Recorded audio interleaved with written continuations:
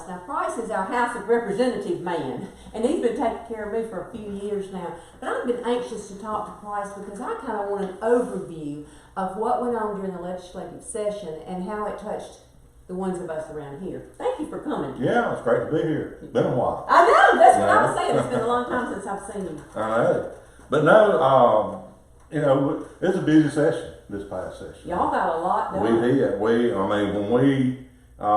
we came in January, we hit the floor running. You really The did. speaker already had his calendar laid out and what things he wanted to accomplish this session. Right off the bat, first thing we've done, we passed the largest teacher pay raise in the state. Matter of fact, our teachers now is the highest paid in the southeastern average, above Arkansas, Louisiana, Tennessee, Alabama. All the states that was around us, everybody kept comparing us to them. Now they're going to have to compare themselves to Mississippi. Isn't that nice? And our teachers deserve that. They do a yeoman's job with our youth, and I couldn't do it. It'd be hard. And I always thought their minds, their bodies are in this teacher's hands. Oh, and if we don't have the person with hands that's smart and giving credit for what they do. Matter of fact, yesterday, they'll have people come to schools and read to the students. Yesterday, I had an opportunity to go to Puckett Elementary and to read to a class up there. And they just grabbing on everything you say. So you got to have that teacher there, and that's not only able to do the job, but she needs to be paid. He or she needs to be paid for that job that they're doing. So anyhow, like I said, the largest teacher pay raise in the history of the state. And I'll say this: since I've been in session, been in office, I went in 2018 in a special session. So my first regular session was 2019. Since 2019, we've gave a teacher pay raise every year. So it's been consistent. We just finally got our budget is to where now we can afford to do a significant pay raise. The next thing that's on the calendar that we looked is one equal pay for women, House Bill 770. We passed that to where if a woman is doing the same job as a man, she should be receiving the same amount of pay. She's like, duh. Yeah, that's right. So, and that was Representative Angela Cockerham from down southwest Mississippi, Pike, Mitt County. I know for sure Mitt and Franklin. But anyhow, she was the author of that bill, and she pushed it through. So, I think that was a great statement by the state of Mississippi. I do too. In support of the women. Did you get much flack from it? Did you have many people go against it? No, really didn't. I mean, I can't remember exactly what the vote was, but it was unanimous. I'd have been scared. I wouldn't have come against I would have never voted no on that. No.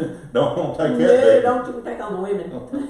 House Bill 1029, Broadband Accessibility Act. We're just expanding the opportunity to get broadband out to the rural areas. Is that going to happen? It's coming. What do you mean by it's coming? Well, it just takes time to get it done. Now, I know some other areas of the state that's got completed. I mean, but apparently they've got somebody else that can move faster than, and I'm not beating up on TEC, but that's who is in Simpson, Smith, and the counties in our area. TEC is one handling it. And they're doing just a little bit at a time in certain areas. I know that there's out here around the Martinville area, and I saw on one of the Facebook posts, we're coming to McGee and Mendenhall. Well, that's kind of misleading, isn't it? It is, because the addresses out there in that area is either a McGee route or Mendenhall route. So it's not coming to McGee or Mendenhall. When you say that, I think you're coming right here. Yeah, well, that's right, but anyhow, we put some more money in there to, and I do know that former Senator Sally Doty is the governor opened a new office the other day for the broadband to have its own little office. She'll be good too. Oh yeah, she's a good person, so she'll be great in that leadership role. But anyhow, so she'll be pushing it. So I'm gonna say that with her in there, she's gonna get the job done. Good. let's see, House Bill 531, the income tax bill, the one we worked so hard on last year, that, you know, the speaker gun rolled out, where we was gonna, you know, cut the car tag in half. You know, we was gonna raise the sales tax up 1.5% to, you know, cut the grocery tax down. If we come in this year and we passed our version of it and sent it down to the Senate, and the Senate they just did not want to fool with it. You know, Delbert, I don't know why Lieutenant Governor we just kept pushing back on what we was wanting. But I'll give credit to Representative Trey Lamar, who's on Ways and Means Chairman on our side, and then Senator Josh Harkins on the Senate side. They worked all through session. You know, give and take. You know, give us this, and y'all, and anyhow, it ended up at the very last week of session. Yeah, it was getting down to the short roads, and we passed it both ends unanimously. It gives a $525 million tax relief to the working families. So kind of tell me more what that means. Well, when you give those numbers, how does that affect really the everyday person? Well, everybody that pays income tax is going to be affected by this. All right, so in I think it was 2016, which is before I got there, they eliminated the 3% tax bracket, which, in other words, the first $5,000 of your income is taxed at 3%. So they've done away with that in 2016. All right, so now the next $5,000 is taxed at 4%. And then anything above $10,000 is taxed at 5%, is what I understand. It just kind of goes up. Right. So what this tax plan does is it eliminates the 4% bracket. So now your first $10,000 is not going to be taxed. And then starting in 2023, when you file your 2022 taxes, the 5% bracket is going to drop down like 0.25%. And it's going over a 4-year period. We're going to end up getting that 5% down to 4%. All right, and in 4 years, in 3 years, there's a trigger in this bill to where we're going to go back and look at it again. And if you know, if our economy is still moving like it is, you know, we're able to balance our budget. We're going to look at doing away with the 4% bracket, so that way we will actually eliminate income tax in the state of Mississippi. I still just don't get it. That way, it'll be a higher sales tax, right? No. We didn't raise the sales tax any. But we didn't. No. The Senate wouldn't do that. The sales tax stays at 7%. The grocery tax is going to stay at 7%. Only thing that we got is the elimination of the 4% tax bracket, and then we're going to work the 5% down to 4%. And if that's what that trigger does, when we get to 4%, if everything is looking good, the folks that's on the Senate, in other words, it's just, to me, it's what the Senate put in there like a cushion.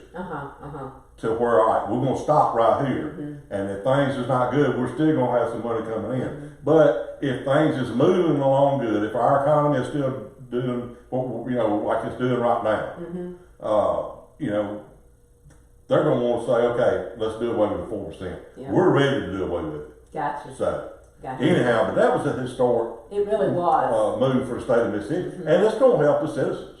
You know, the ones that are working mom and pop out there, you know, like you and I, that's paying our income taxes. You know, our first $10,000 is not going to be taxed. And then anything over that, it's going to be 5% is going to come down to end up being at 4%. So that's going to be a big help. It is. It's going to make a difference. But that's the $525 million is basically the amount of tax that's going to be that will not be collected on the income tax. Another thing in the election side, House Bill 1510, is where you got to show 2 forms of ID to register. And what this for is so that non-citizens of the United States cannot register to vote. Praise the Lord. Yeah, I know. You know, up there in New York, they just opened it up in New York City to where you just walk up there and vote. You ain't got to be a citizen or anything. That's scary.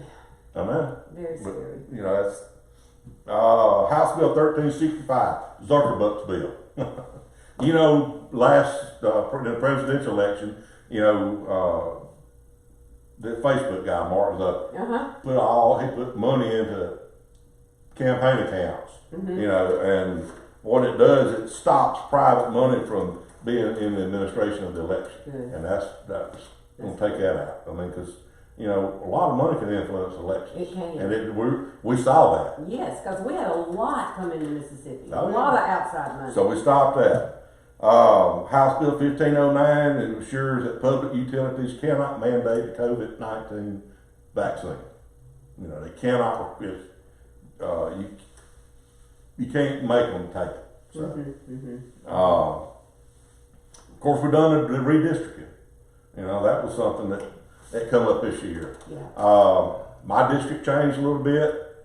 I lost a little bit down here in McGee 2, a little bit in McGee 1, but I picked up Dry Creek, which was Noah Sanford,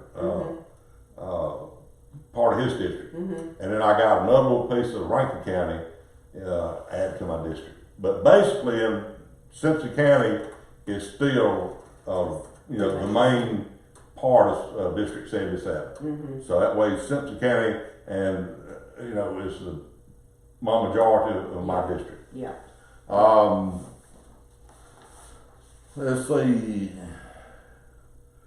Oh yeah, you know our first responders that die in, you know, in responding to a scene or whatever the case may be. They get there's federal money that their families can get. All right, we added $100,000 to it for the state, and it goes back to the beginning of COVID. You know, 'cause we had some. I know we had a couple of law enforcement people that passed because of the COVID. I'm not sure if we had any EMT folks, but anyhow, we're going. I think it was like 8 people, first responders, that passed because of the COVID. It's going to backdate to them. Oh, that's and great. so their families is going to get $100,000. And then from here on out, if it's COVID related, first responders pass because of the COVID. Has to be COVID related. Yeah, it has to be COVID related. But they'll get $100,000 from the state, and along with the money they get from the federal government.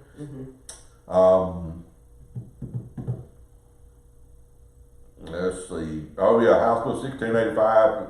$3.5 million tax credit for our practice and resource centers. You know. Oh, I thought that was great. Yeah, oh, that was great because we've got a great one in Simpson County. We do. You know. So it's going to help them. That gives them a tax break on that. Here locally, you know, I Representative Sanford and myself got with the supervisors on the roads, and you know, the supervisor done a bond to do some paving work in the county. You know, it's all over the county. I think it's 140 something miles that they're going to do. So we went to supervisors and said, well, give us a list of the roads that you know in your district that's not going to get paid. And so we turned that list in, and the appropriation chairman, I think, kind of got mixed up because it looked the same, you know. So we got $500,000 for the county. Right. But we was kind of hoping that Noah would get some for his district, and then blended it. Together. We don't want you to get That's right. It blended it together.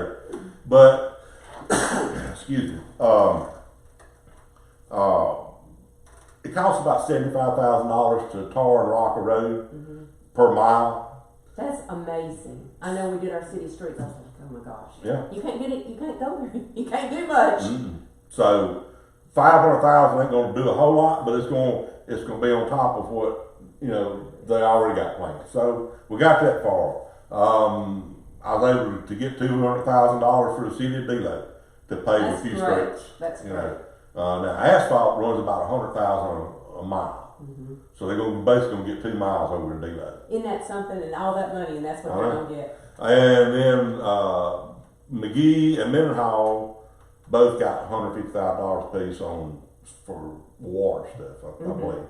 I know Senator Kaufman worked on that, getting that. And then the ARPA money, I forgot to mention, we have 1.8 billion. We put 1.5 billion in ARPA. And so rural water, you know, sewage, infrastructure, anything to do with infrastructure. Roads included. Yeah, that includes the roads. I know some of our rural water associations turned some projects into me, thinking that, you know, it was going to get handled through the legislature. But now this money is going to go to the Department of Health, and then the Rural Water Association will do like a grant, and that's how they'll receive the funds. So that's who you do the grant to, isn't it? Yeah, it goes to the Department of Health. Interesting. So they've loaded the Department of Health down, in my opinion. And you know, after going through COVID and everything else, Dr. Dobbs is leaving. I know, and I sure do hate it, because he, to me, has just done so well through all the COVID. Oh yeah, you know. But I imagine he's tired. Well, he wants to go back to private practice. You know, that's what it was. I remember he come up there to the Capitol when he was, you know, announcing his retirement, and I spoke to him for just a minute, and he told me, you know, I enjoyed doing it, you know, and he was glad that he was there during the COVID. I know that some folks was irritated with how he handled things. I mean, but I think he done an excellent job. Mississippi was nowhere near about shut down. Right. Like the rest of the country. That's right. I know there, to start off with, it was because people just didn't know what to do, in my opinion. But anyhow, yeah, Dr. Dobbs, I mean, he's private practice, and that's what he wants to go back to. So, but anyhow, so we got to fill that position. Like I said, you know, just the other day, Dr. Carrie Wright, Superintendent of Education, she's retiring, so that'll be a position that has to be filled. But anyway, for the session, I mean, we was up there probably 88 days. You know, we're live at 90. We was right there. Well, we did have to extend it on paper. We had to extend sign and die because your bills have to lay 5 days. You know, your sign and die has to lay 5 days. So we had to. We did sign and die on time. We just had we had to extend it out to make that work. For the paperwork to work. So that, I know maybe some folks might have heard, well, they extended the session. We didn't extend it as far as actually coming in, and we just had to do it for paperwork, for legality. What do you see perhaps in our future with that we might get for Simpson and Smith and surrounding counties and all? What do you think is coming? What do we need? What if we need so much? We need some kind of industry, you know. We are desperate for some in Simpson County. I know. We are desperate. What can be done? We just gotta have you pushing it. We gotta get out there and find that business. Well, I'm gonna back up and say this. With the reduction of the income tax, it's gonna make Mississippi more business friendly. Right. So hopefully those industries will see that, you know, because that's one of the things that holds people back from coming to Mississippi. You know, is the income tax. I know up there in Tennessee, just across the border from North Mississippi, you know, there's people up there that say, hey, we'd move into Mississippi if we didn't have to pay income tax. They pay a higher sales tax, but they don't pay no income tax.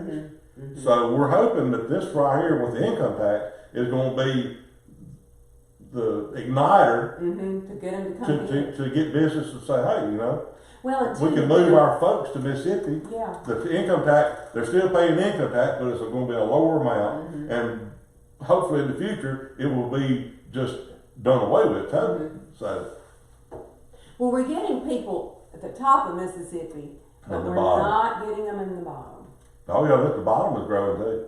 That bottom's growing. Yeah, we need them in the middle. We in the middle. We need the middle. We need the middle part. Yeah. That's right. We need to expand the middle. We do, and I do know that that's very hard to find. But you know, like in Simpson County, we have rail, airport, you know, highways. We've just got a lot to offer. We got everything that they need. We do, if we can get our workforce. And I think Colin's doing such a great job with They're that. doing great up there. You know, with the workforce, and I know they would work with any industry we would get. That's what we need, some industry. I thank you so much for coming. Sure, I'm always so interested in everything that goes on. Now, I keep up with you, so don't worry, I'm watching you. Let me give you this little tidbit of information. First hand, this is fresh. Oh, right. Breaking news. That's right. I am going to run again in 2023. Well, good. So I'm announcing right here my re-election for right. upcoming next year. So we will vote in 2023. 2023. Doesn't seem possible this time. Okay, there you got it, folks. He's gonna run again. Thank you so much. Thank you. Y'all have